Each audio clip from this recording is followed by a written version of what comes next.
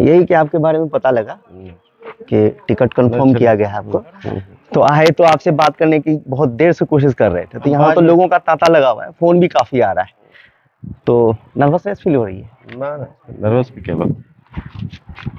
क्या सोच रहे हैं?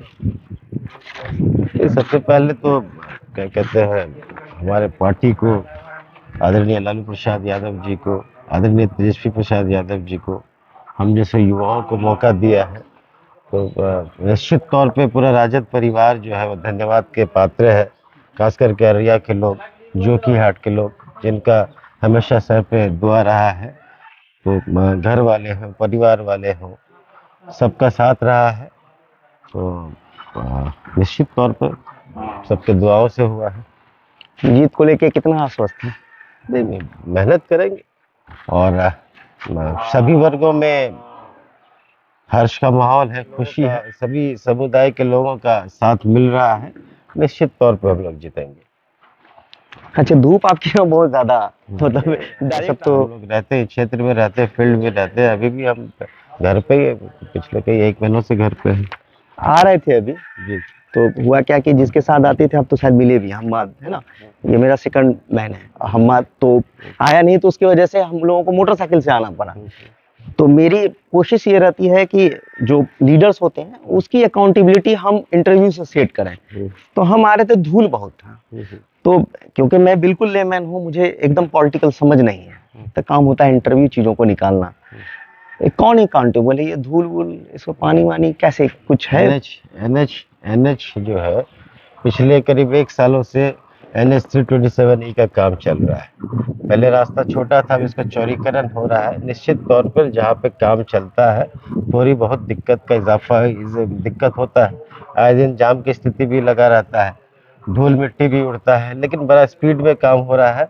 मुझे लगता है 2 महीनों से पहले ही जो है ये रोड बन के तैयार हो जाएगा, पहले से चौड़ा होगा, पहले से अच्छा है, लाइट वाइट लगेगा और बेहतर लोगों को सुविधा प्राप्त होगी। तो जब ये टिकट की बात हो रही थी तो बड़ा पश्मपेश में था, क्योंकि आपके फादर तो अपने आप में गांधी कहलाते थे, कद्दावर नेता थे, एक जमीनी पकड़ भी थी।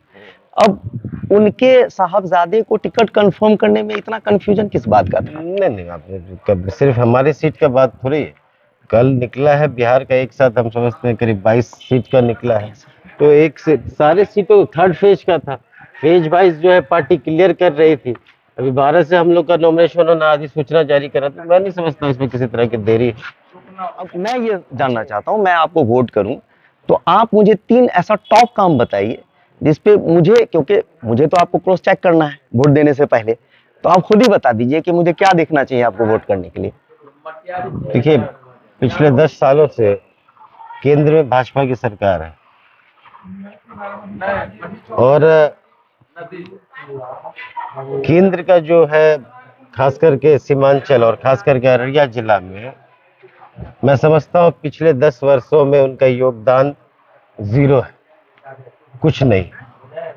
हमारा क्षेत्र जो है सीमावर्ती इलाका है, 3 बहुत बड़ी समस्याएं हम लोग के साथ। पहला चीज है बाढ़, दूसरा चीज है पलायन, बेरोजगारी, और तीसरा चीज है किसी तरह का फैक्ट्री नहीं होना, चाहे कृषि आधारित हो। हम लोग के यहाँ स्कोप है, अगर सरकार सही नीयत से चाहे तो बाढ़ का भी स्थायी रोकथाम हो सकता है। सरकार की अगर मंशा सही हो तो किसी तरह का उद्योग लग सकता है। जब बाढ़ का स्थायी निदान होगा तो निश्चित तौर पे पलायन रुकेगा, बाढ़ का स्थायी निदान होगा तो किसान खुशहाल होंगे, उद्योग स्थापित होंगे तो पलायन रुकेगा। तो ये सारी चीजें, अभी तो बीजेपी का एक माहौल चला हुआ है कि एक बाइफर्केशन सोसाइटी में करने की कोशिश करते हैं, तो इसको आप किस तरह से देखते हैं और इसको, इस चैलेंज को कैसे? जो कि अररिया जो है, खास करके सीमांचल जो है, गंगा जमुनी तहजीब का इलाका रहा है, उदाहरण रहा है, और यहाँ पे मतलब सभी समुदाय के लोग मिलजुल के रहते हैं, चाहे कोई पवित्र पर्व हो, त्यौहार हो, तो मैं नहीं समझता हूँ किसी तरह का कोई परेशानी होगा। आपने हमसे बात किया, आपका बहुत बहुत शुक्रिया।